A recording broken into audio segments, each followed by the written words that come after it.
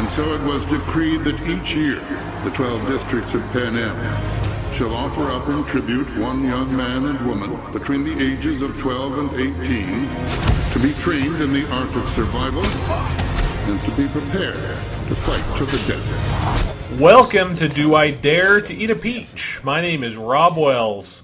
And I am Dan Wells. And today we're going a little bit different direction. We go a different direction every week, I guess. Last week we talked about food and all of the nummy things that are delicious to eat and that are not so delicious to eat. And this week we're going to be changing it up. We're not going to be going down a list. Instead, we're going to be talking about what dystopias we want to live in. I thought that this would make a nice change of pace, is to pose this question.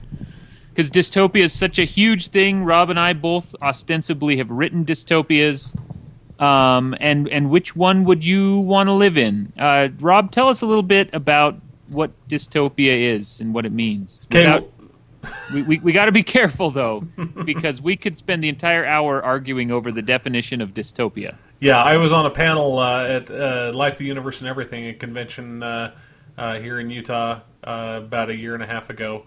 And we spent the first 45 minutes of a 50-minute panel trying to define what dystopia is. And by the time we found a definition, no one on the panel had written dystopian, according to that definition.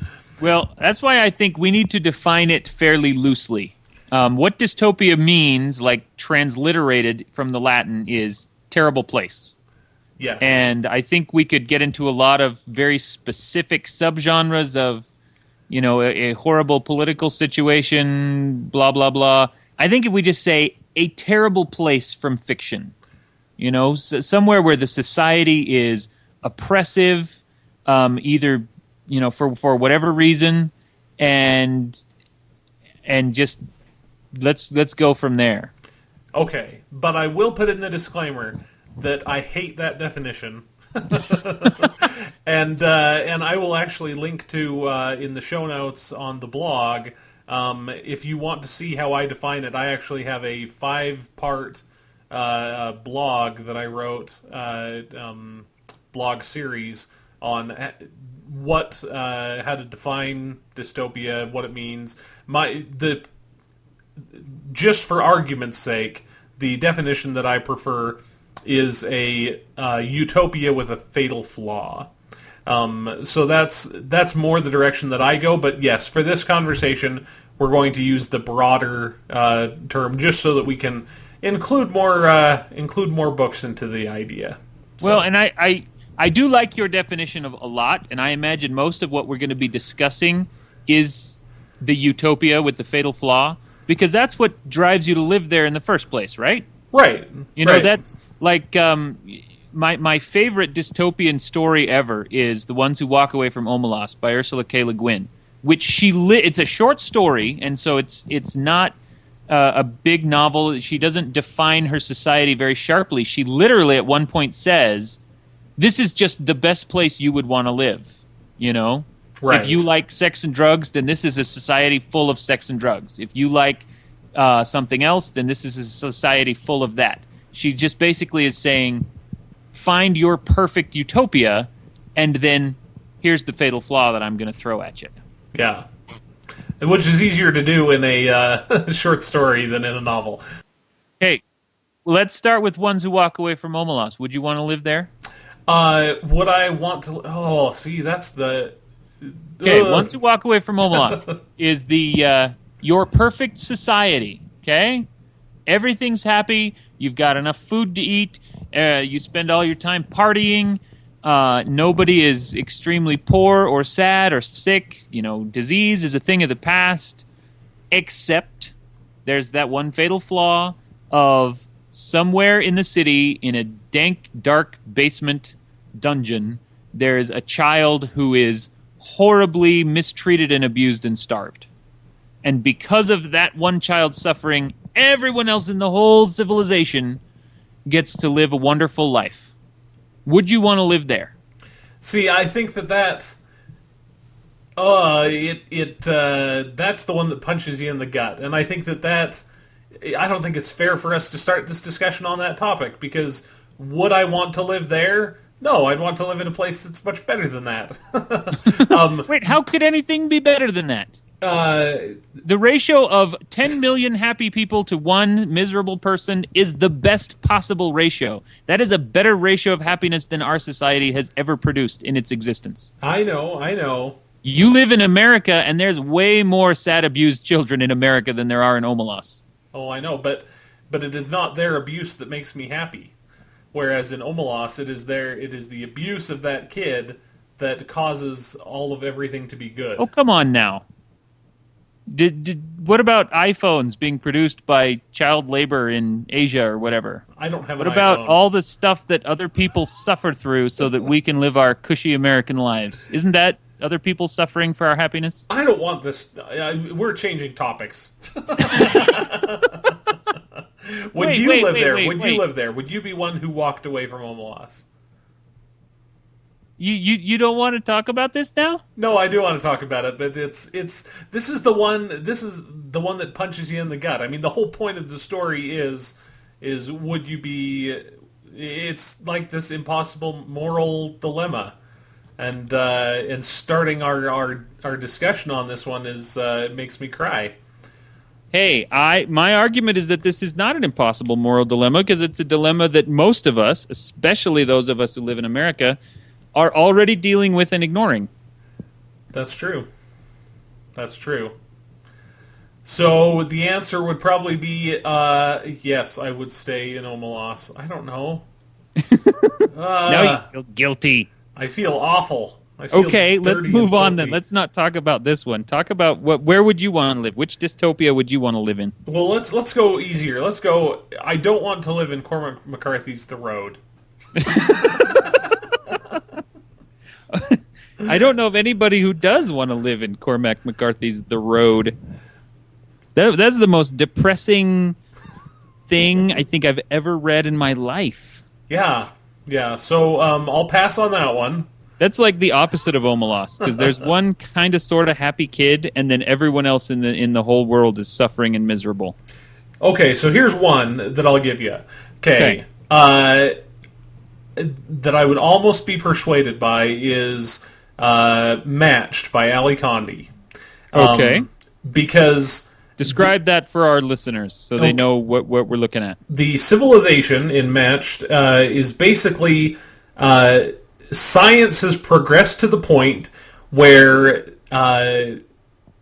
genetic testing and psychological testing have gotten to a point where they are scientists, and therefore the government, can understand your genetics so well that they know what is best for you as far as who would make the best spouse for you, what would be the best job for you, and it is all based on a foundation of science and what you are naturally attuned toward your genetics.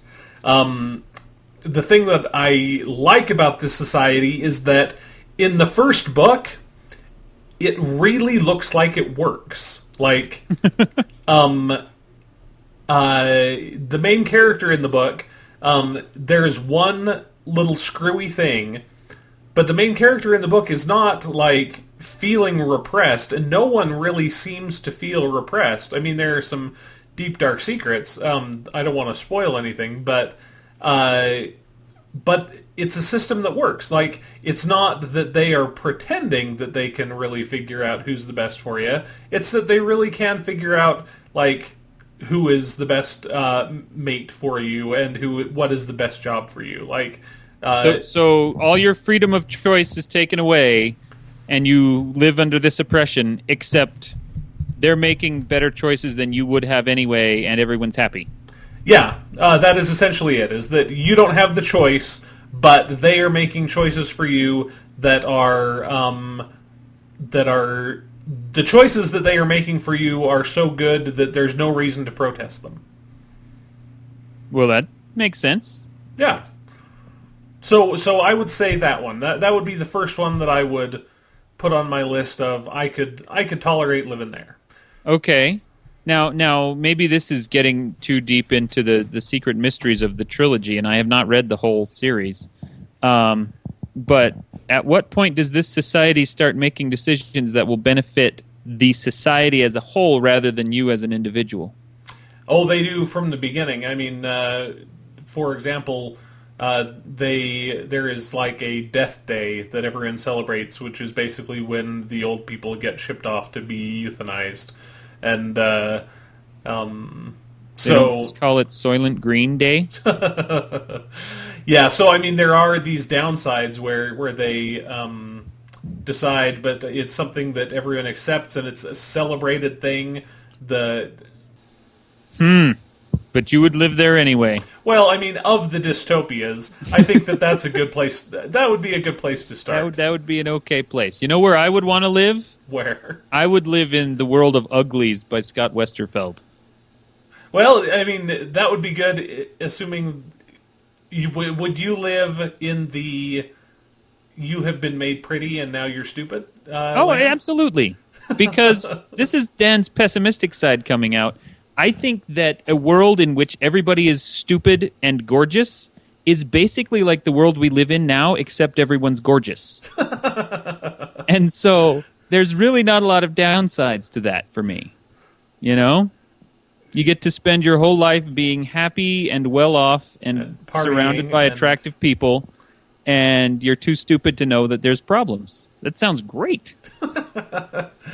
Yeah, okay, I can give you that. What about Lord of the Flies? I would totally live in the Lord of the Flies world. Because I'm 35 years old. So you'd be the boss. So all of the little kids on the island would do everything I told them. Okay, so imagine that you are 10 years old. And I'm not 10 years old. Okay, so imagine that you're with a group of people your age. Oh, see, then, well, okay. If I have to play by the rules of age, then no. I wouldn't want to do that because invariably, kill the piggy and spill his blood. Right. That's going to happen, and all laws in any society are inevitably enforced by violence. And is any society that small will be enforced by, the scariest, most violent person, which is not how I want to spend my time. Even if you have the possibility, because the thing that appeals to me about Lord of the Flies, that society is that you have the opportunity to create the society. You are put in there, and that whole story is about the development of the society. And it doesn't. I mean, yes, violence is going to play a part in this, but it doesn't have to turn into a horrible place if. There's the possibility that you could be the leader who would make it better. Well, yeah, but again, Dan the pessimist, that's not going to happen. Unless you get to pick who you're with, at some point there's going to be some belligerent guy who doesn't like the way you're running things, and he just decides he's going to start beating people up. Or, he's going to... Like in The Walking Dead, there's this little group of survivors that is hanging out with each other, and one of them is this just atrocious, racist dude who beats his wife and daughter all the time, and they can't stop him, There's no laws anymore, so they can't just tell him not to. They can't arrest him. He just can beat his wife and daughter as often as he wants, until finally they flip out and they just kill him, because that's the only way to stop him from beating up his wife. Right. And in a lawless society, I think that kind of stuff is going to be inevitable. That's true. Okay, so where would you go? Where would you go next? Where would I go next? Dude, I don't know.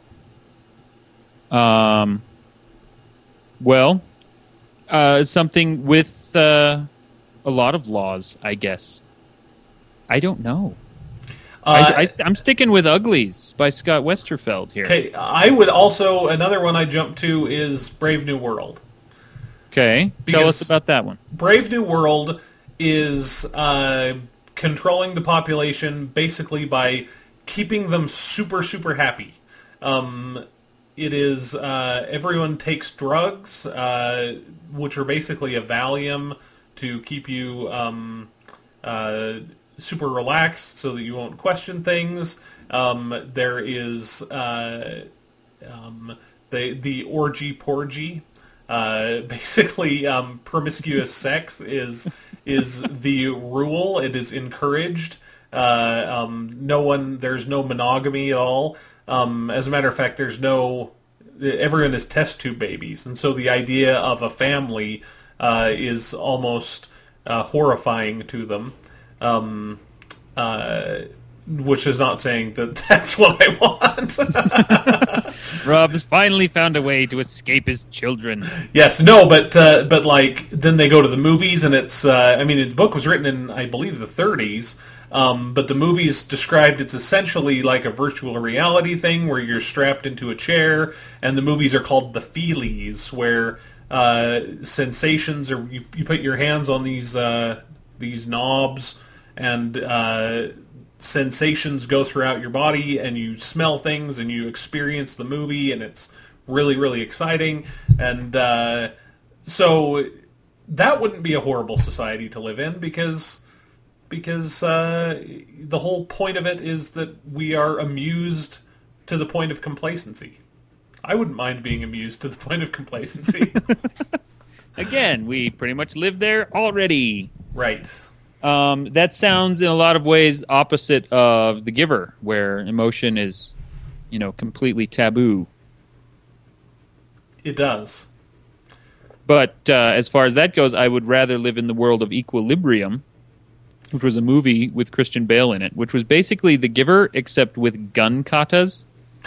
And they got to beat each other up and shoot bad guys all the time. Now, tell me about, because I haven't seen Equilibrium. So okay, Equilibrium, it was a movie about a dystopia where it's kind of like in 1984 they had thought crime. If you thought something you weren't supposed to think, then you were in trouble. In Equilibrium, I think they call it sense crime, where you're not supposed to feel anything. And so everyone, similar to Brave New World, is drugged constantly, except instead of making you euphoric and happy, it levels out your emotions. It makes everyone very not listless so much as just deadpan constantly. And so the people walk around and they're all dressed up really nice, and no one ever smiles, but no one ever frowns either. There's no emotions to speak of. And once they find out that this is horrible, then Christian Bale gets to shoot like everyone in the whole government. So you would like this because of the revenge on the government aspect, or you would like this because you think no emotion is better than sad emotion? No, I'm not saying I like it at all. I was just pointing out that it would be better than The Giver. I mean, if we're comparing the two together, this is like The Giver, only exciting. Which is ironic because there's no emotions allowed. Also, gun katas are awesome. I would agree. Circle gets a square. Yahoo! All right. So where else? Where else would we go? Where else? 1984. Yeah. 1984 is... Now, what's awesome about the world of 1984? Obviously, there's thought crimes, and they, make sure that you only think and read what they want you to think and read. It's hardcore propaganda stuff. But the society's great otherwise, right? Yeah, I mean, essentially the good thing of the society is that no one is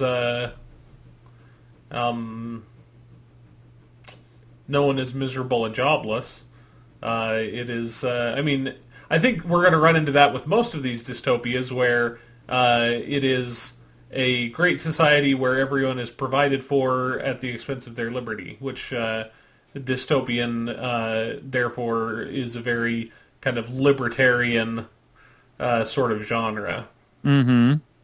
Anti-socialism.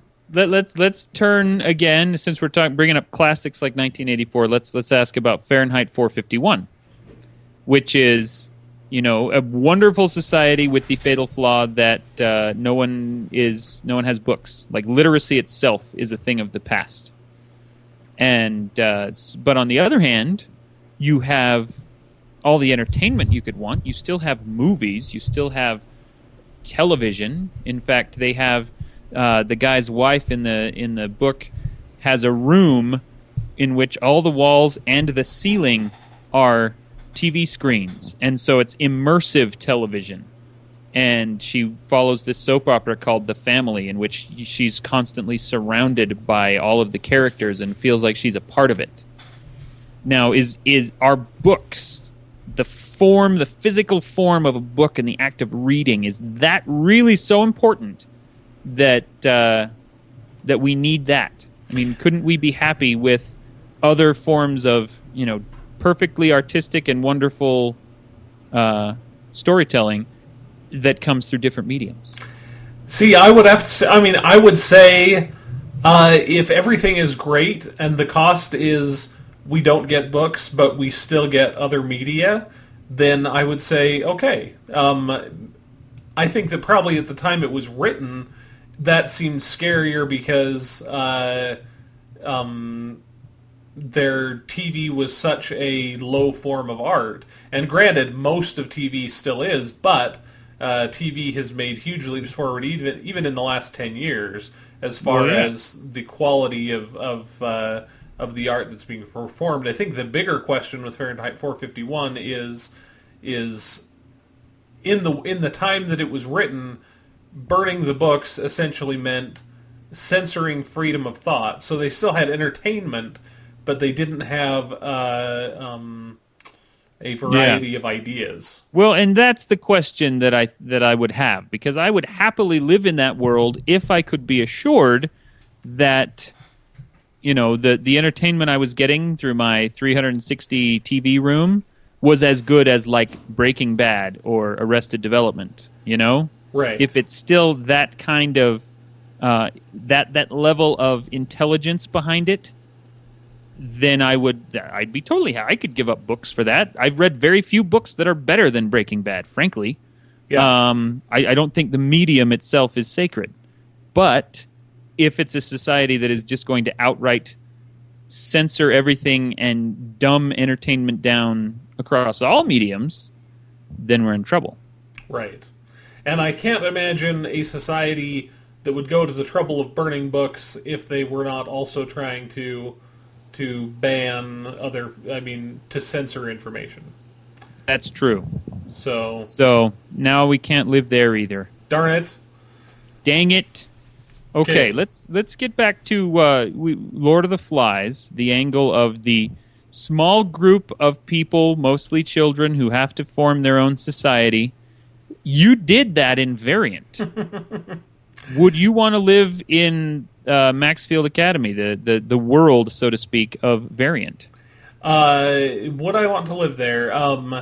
Well, obviously, everyone who's there wants to get out, but it is very much Lord of the Flies was a huge influence on me when I wrote it, and also zombie movies were the big thing with zombie movies. And I think we've talked about this before, but that zombie movies are about you have a bad thing happening, which is the zombie apocalypse, but the real villains are the humans doing horrible things to humans, and that's really what happens with Variant. Is that the school itself is not the one that is killing people; it is the kids who are killing each other. So, spoiler warning. It's not a huge spoiler. I know it happens throughout. I suppose our problem with Variant, for the purposes of this discussion, is that it doesn't meet that initial criteria of a utopia with a fatal flaw. Well, I think a lot of these don't. I mean, obviously, Lord of the Flies doesn't. On the other hand, though, I mean, Maxfield Academy was pretty neat. I mean, they got neat food all the time. See, that's the thing. They didn't have to work for it. Yeah, they did have to work. I mean, people did jobs, but they got paid for it. They got rewarded for their work. The school had motivations to keep the people happy. They didn't want people to escape. They wanted people to stay because they liked it. And there were a lot of people. I mean, there's a whole gang that is there, and the whole gang exists. It's the gang of Havoc, and they exist just because this is a better life than they had before, because everyone who's there used to be orphans or homeless or whatever. And this is a way better life than they had before, so why should they fight it? Well, I guess that's something to consider in this discussion, is how horrible is your life now? Right. Because then maybe these different dystopias look a lot more appealing. That's true. So what about partials? Would you live in partials? Because I actually think that is one that, I mean, granted, from a guy's perspective, it doesn't sound like a horrible existence. From a guy's perspective? I think from a girl's perspective, with the Hope Act and that kind of thing, that's true. It is much more scary. But from a guy's perspective, where you basically are living in, I mean, it's basically the great American dream of homesteading and creating a new little world out in the West, even though it's in New York. But it's it doesn't sound that bad, other than there is this unknown threat that's out there in the world, and we're afraid for the survival of our species if we don't start figuring out the science. It doesn't sound that bad aside from the threat of extinction. Well, but the thing is, I mean, your life, granted you're not having kids, but your personal life is just fine, and it's you're making your way around. You're absolutely right, and I think there's a lot of elements. I mean, in almost any post-apocalyptic story that you look at, depending on what the apocalypse was, I used a plague. Stephen King used a plague in The Stand. You know, that's becoming kind of a common apocalypse these days. And that is great, because assuming you're immune to the plague and you're one of the people who survives, then you'll be fine. You'll have everything you ever wanted. You know, for the first decade or so, all the canned food is still good, and so you never have to look for food. You know, you can find the nicest house you want, and it's empty. You can own every movie, book, and board game, you know, whatever you're interested in. You can have it all, because you're one of the only people left on the whole planet, and it's all yours. And so that aspect of it is great. It's, you know, then there's the forced pregnancy and the threat of human extinction that just kind of sours it for you. Well, so let's say that you're a guy, so you don't have to be trying to constantly become impregnated and watching your babies die, and getting pregnant and watching your babies die. So let's say that you're not a girl. Okay. And then let's also say that that's accurate, because I'm actually not a girl. Okay, well, it's difficult to, you know, I didn't want to jump to conclusions. So you're not a girl, and you're not a scientist. So basically, you're living this life of everything's fine, and the responsibility's not on you to fix any of the problems. I mean, other than to impregnate your wife, presumably. But it's not like you can solve anything, because you're not a geneticist or a virologist. I think that would be worse. To be living in this situation, you know, I mean, even if I'm not personally gestating children, I'm a father in the real world, and I love my kids, and it would break my heart to see the babies dying, and to know that I have no skills to potentially solve this problem would drive me nuts. That would be the worst of any of the dystopias we've described. That here's a clear problem, no one is stopping you from solving it except your own ignorance. Ha ha ha. I can see that. I can see that. But I guess a lot of it goes to your outlook on the survival of the species. I mean, in that situation where you have just watched 99.99 whatever % of the world die, and the fact that all of your loved ones, presumably, have already died, and you've watched them all die, do you have that much hope for the future of mankind, or is it enough for you to enjoy what time you have left and to hang out with people that you like and just make the most of your time on Earth and not necessarily leave any legacy behind you? Well, what you've described is the character of Marcus. That's exactly his argument the whole time is, we're doing our best. It's not working out. Let's just make the best of the time we have left. And he is everyone's least favorite character in that book. That's true. Yeah, I think now, on the other hand, the world of partials, assuming that you're someone like Kira who actually has the expertise required to solve the problems and save the world, I would love to live in a situation like that.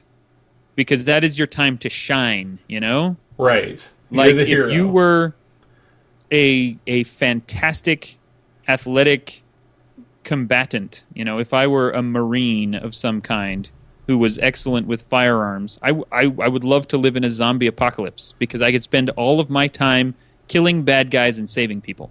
Okay, so let's go to the Hunger Games. Okay. Would you live in the Hunger Games? In that scenario, let's say that you are one of the people from one of the districts who train their kids to be winners at the Hunger Games, and so you go into the Hunger Games knowing how to fight, knowing how to shoot, knowing how to survive in the wild. Would that be enticing to you, or would it still be, that you're killing other people to survive?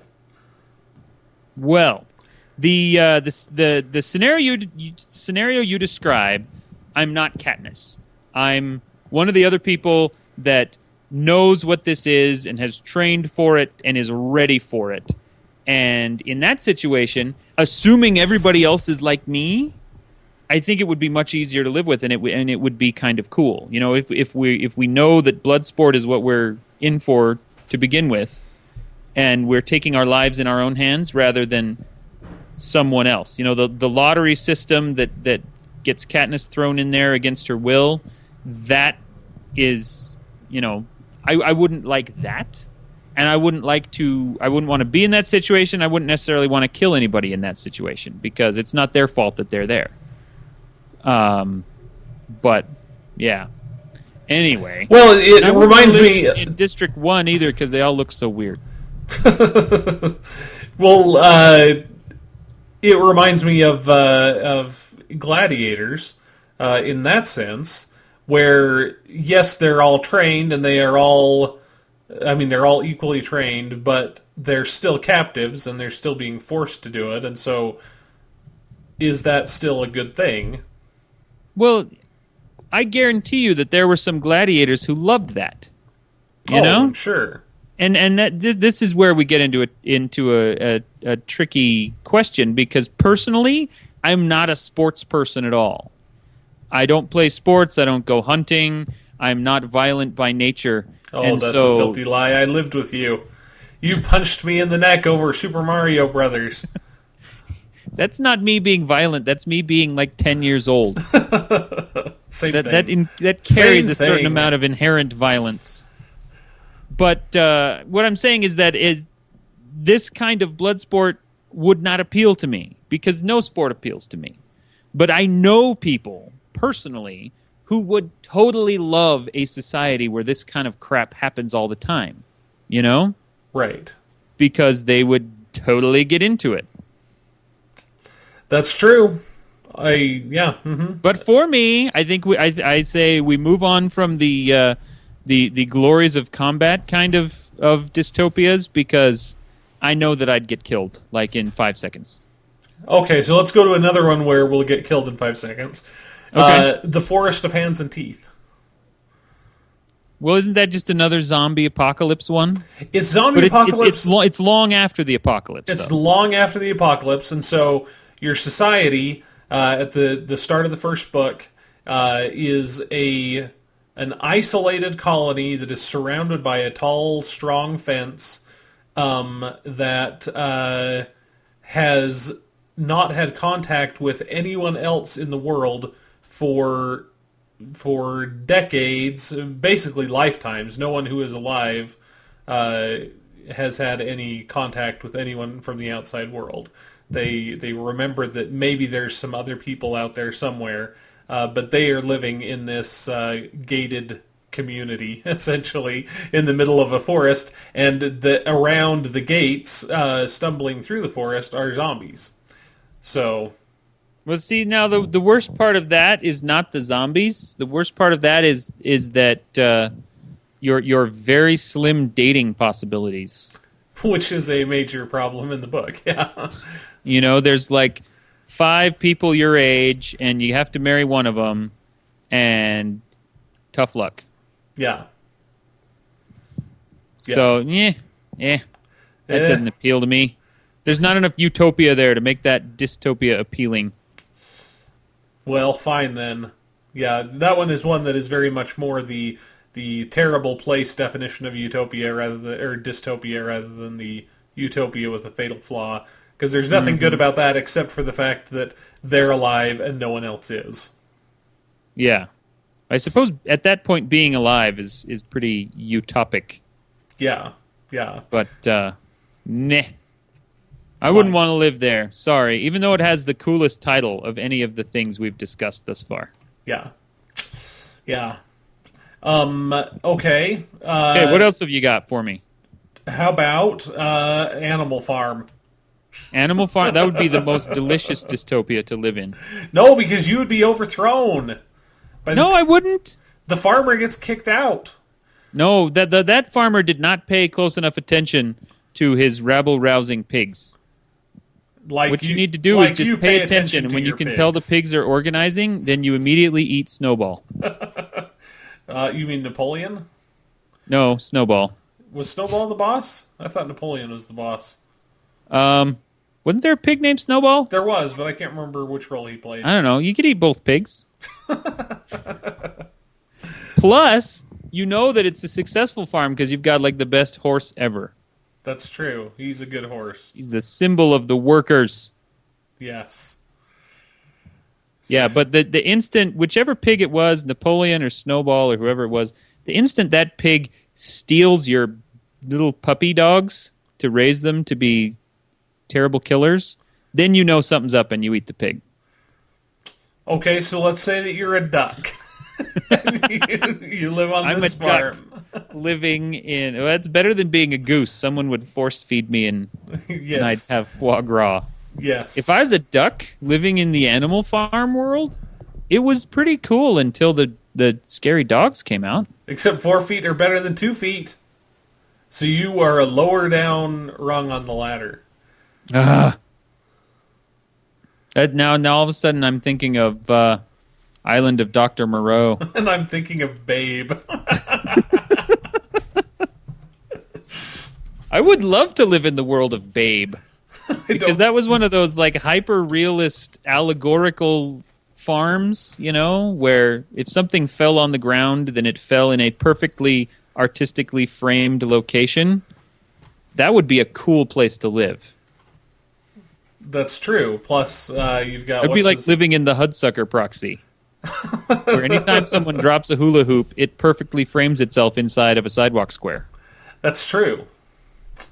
Which, getting back into dystopias, leads me to think of Wrinkle in Time, which was a society that was supernaturally perfect. You know, there was the evil force called the It, and this is just a small segment of the overall book. But they went to the one dimension of Camazotz, where there was the It that could force everyone to do exactly what they were supposed to do when they were supposed to do it, and the kids would come out and they'd all bounce their balls in perfect unison and all of that stuff. And there's not a lot of utopia there for me. Well, if you're being forced to do it, then now, as you know, as a kid, I was not a big reader, and so when it came time to read Wrinkle in Time, I fought back and didn't read it then. I've tried to read it as an adult, and I just don't care for it.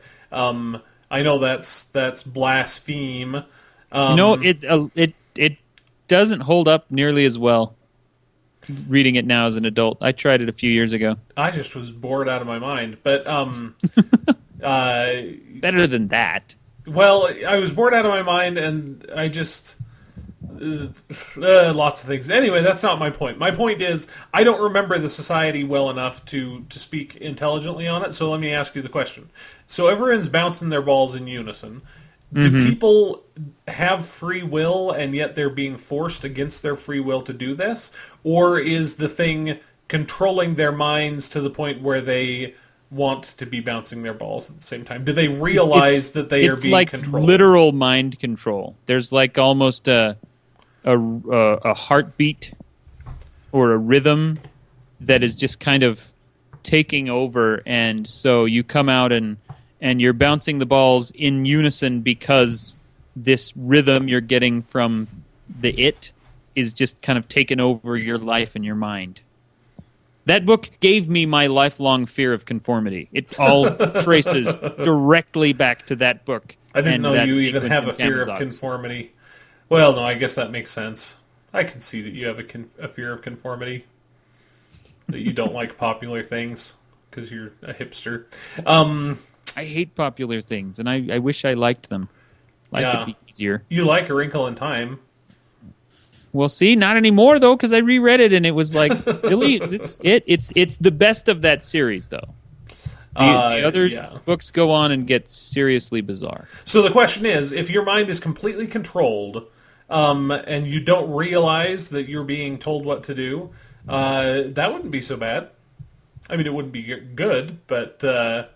Well, at that point, now we're suddenly dealing with issues of consciousness. Yes.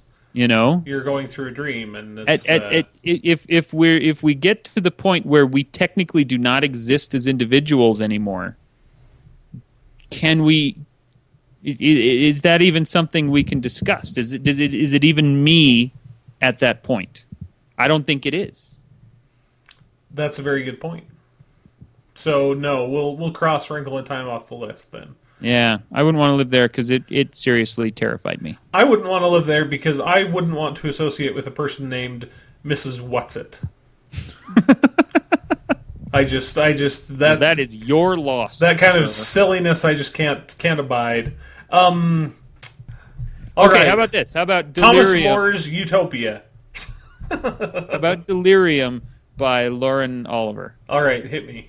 Which is it's similar to a lot of these other kind of classic SF ones that we've talked about, except it's much more recent. It's just a couple years old. The world is great, except that love is considered a disease. And I think with good reason, because a lot of the things when you're like deeply in love, especially if like you're in high school love, you're in puppy love with someone, then you're kind of gross. You can't. You don't sleep very well. You're always distracted. You don't eat as well as you normally do. I guess that's more of an unrequited love kind of a thing. But there's a lot of very illness symptoms going on with love, with a very desperate love. And so anyway, the society decides that love is bad, and they have found a cure for it. And they give you this cure, and then nobody loves anybody. But other than that, it's a great society. Would you live there? What is great about it if there isn't any love? Everything other than love. Now, you've got a great job. Are we only talking about like romantic love, or are we talking about like can you love football? Can you love reading, or is it just romantic love specifically is what is gone? Oh, okay. You can enjoy things, but yeah, but you and people still get married, and they still have children, they still have families, but it's like they'll assign you. You're going to marry this person, kind of like a matched idea, because genetically that's perfect, but. And you'll live there and you might get along, but you won't love the person. You won't love your spouse. Huh. That would be interesting, because if everything else... Do you love your kids? I'd probably yeah. You're asking me tricky questions. It's a YA book, and so the main character didn't have any kids, so I'm not certain. What about? You haven't told me if you would live in the delirium world yet. Oh, I haven't lived in the delirium world. I think that I would probably... I mean, of all the ones that we've talked about, that one doesn't seem as horrible. I can see why the book hits kids so much. I mean, because that's where you get... I mean... But now that you're old and jaded and don't love anything anyway... Don't love anyone. You love your wife, though. I love my wife. See, that's the thing. Would you give up loving your wife?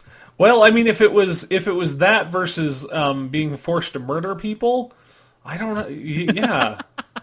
Or if it was that being, or as opposed to having like a timeline where I knew when I was going to die, I don't know. It wouldn't be my first choice. I think that it would all hinge on how much you can develop friendships, because if you can still be friends with people, and you can have that friendship version of love, then that would be a different thing. Still love football and hot wings. Yeah, that's what it all comes down to for me, is frog legs. Do I still love frog legs? French fried frog legs on a French fried bun. On a fried green bun. On a fried green bun. So tell me, Gattaca. Gattaca. Man, we're actually getting close to Gattaca. We are kind of getting a little close to Gattaca. It's a little bit scary. Gattaca being the society where you are genetically mapped. Screening is essentially perfect. Yes. And so you are able to tell, within seconds of testing somebody's blood or, hair follicles or whatever, you read their DNA and you can tell exactly which congenital diseases they have, which ones they're going to get later. Which ones they're going to get, what kind of susceptibilities they have, and you can specifically do this prenatally. And so what they end up doing in this society is going through and, when you want to have a kid, you will contribute eggs and you will contribute sperm, and then the doctors will pick the ones that don't have any problems. Right. And so every person is basically just, they're us. They're totally normal people without any of these congenital defects. Nobody has a tendency toward heart disease because they picked the one version of you as an embryo that didn't have that, and then they got rid of the other embryos. So, and we are starting to do that. We already have the technology to pre-screen genetically children. I mean, at the embryonic stage, we can say, down to even gender.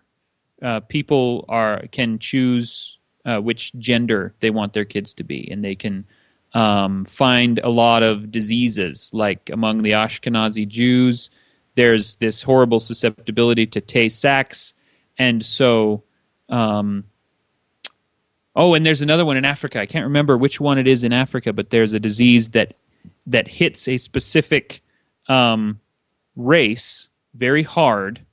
And so in this one region of Africa, it's actually required by law to have the parents tested to see if a union between them would produce children who have that disease or who would be especially susceptible to that disease.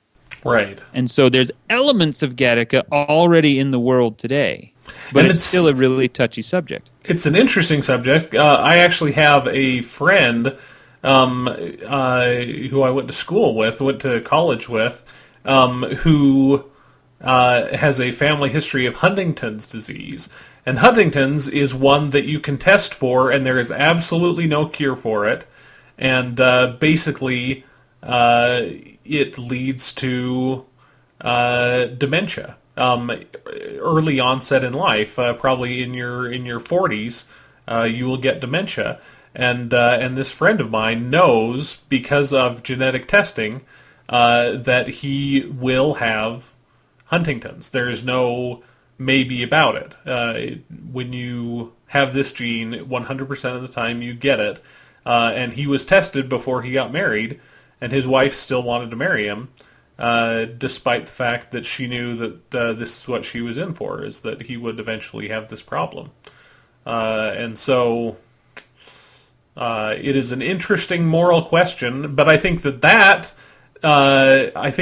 situation with my friend leads me to say screw Gattaca, because the fact that she was willing to marry him because they were in love and they said it is worth it for the time that we will have, than it would be then to not get married at all. But if we're talking about a prenatal screening process, then your friend would not exist as your friend. He would exist as a version of himself that does not have Huntington's. That's true, but what's the so fatal, you're not what's the necessarily fatal flaw? Losing anything. And But what's the anything fatal you flaw are with losing, Gattaca? you're losing before it exists anyway. The fatal flaw with Gattaca, though, is that there are people out there who do have diseases, right?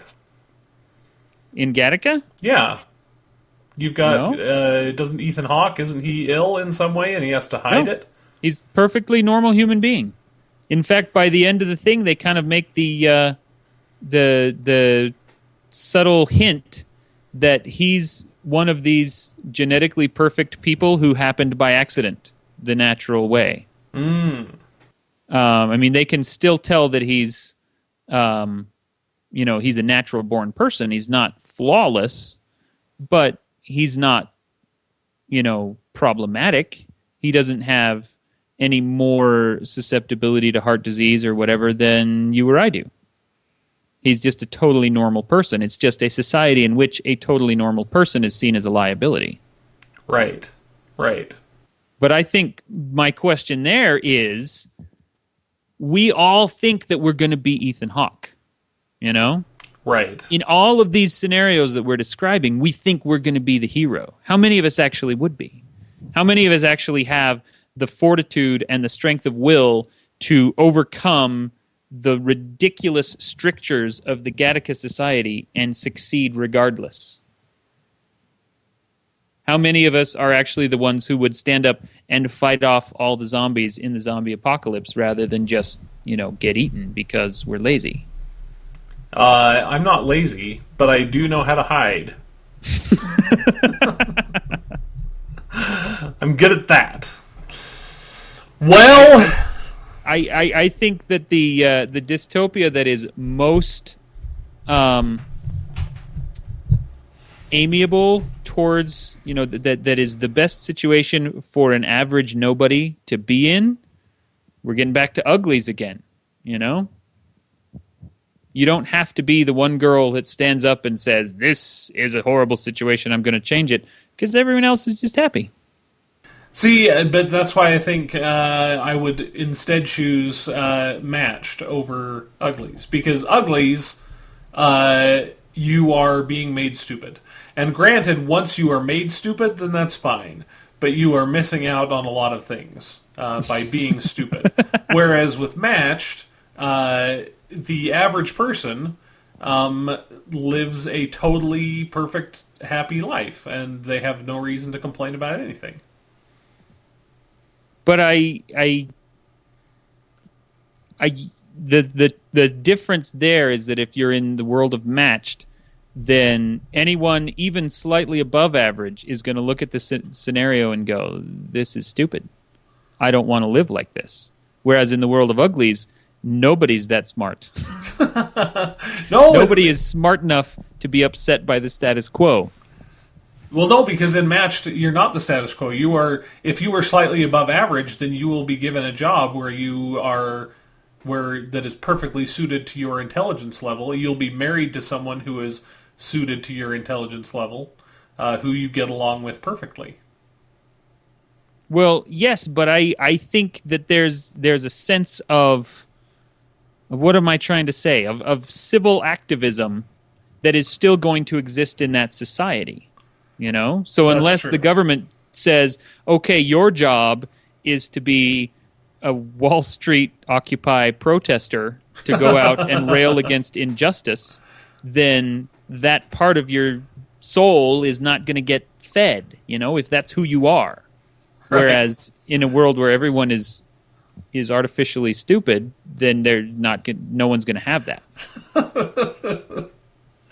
I love I'm that we arguing have very come... heavily towards enforced stupidity because it's the only scenario in which nobody cares.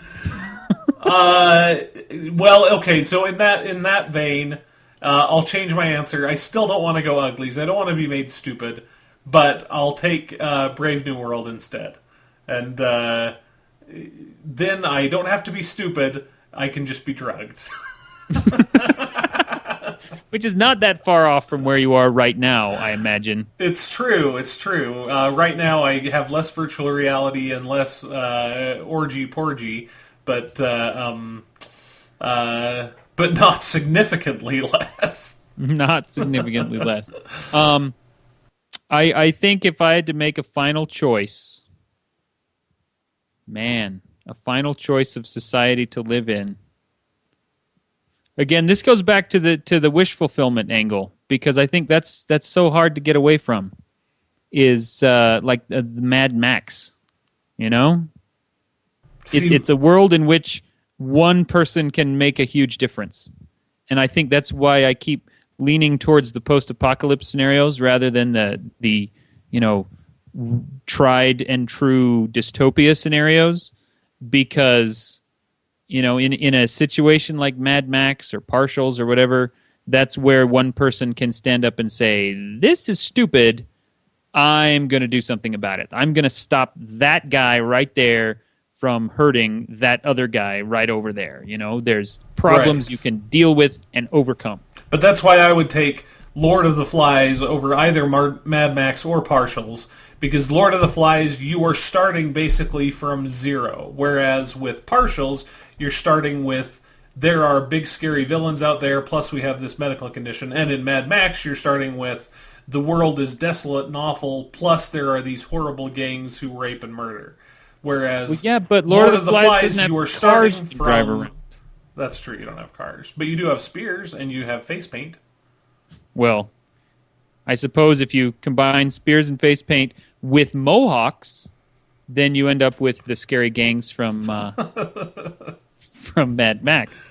Only if you desire to. I think Lord of the Flies starts from a better place and therefore gives the individual a better chance at creating a better society. Well, that's a very persuasive argument. Are we going to end this by saying that the dystopian society we would most want to live in is Lord of the Flies? That's what I would say. I mean, we're out of time. So, now hang on, though, because I want to bring this full circle, and I want to go back to Omelas for a minute. And I want to say, if you are choosing Lord of the Flies over Omelas, what you're saying is that you can make a happier society that makes people better off in general than the 1,000,000-to-1 ratio of Omelas. I don't think you can do it. Well, it's a question of, can you create a society where everyone has a fair shake, and rather than one where it is enforced misery upon a single person. And that's still the big stumbling block with me with Omelas, is that I mean, in all of these things, there is the social contract. In all societies, there's a social contract. In Omelas, that kid never said, I am a willing participant in this society, in what you have planned. I'm not... He never said, I volunteer to make society better.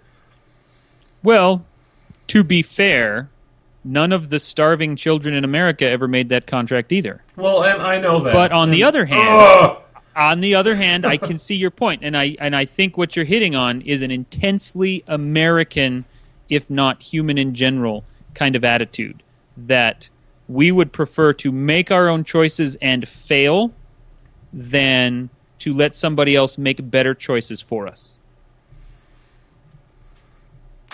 Yes. Slightly undercut by your insistence on choosing matched. But, there's always that thing. Is in Omelas, 1,000,000 people are happy and only one is miserable. But all 1,000,001 of us got, that one person didn't have the choice to be happy. Whereas in another society, with 1,000,001 people who do get the choice of what they're going to do with their lives, you're going to end up with half of them that are unhappy and probably 10% of them that are downright miserable. But they're the ones who made their own choices. Right. Well, and in Omelas, there is the point that everyone has the opportunity to agree or to leave.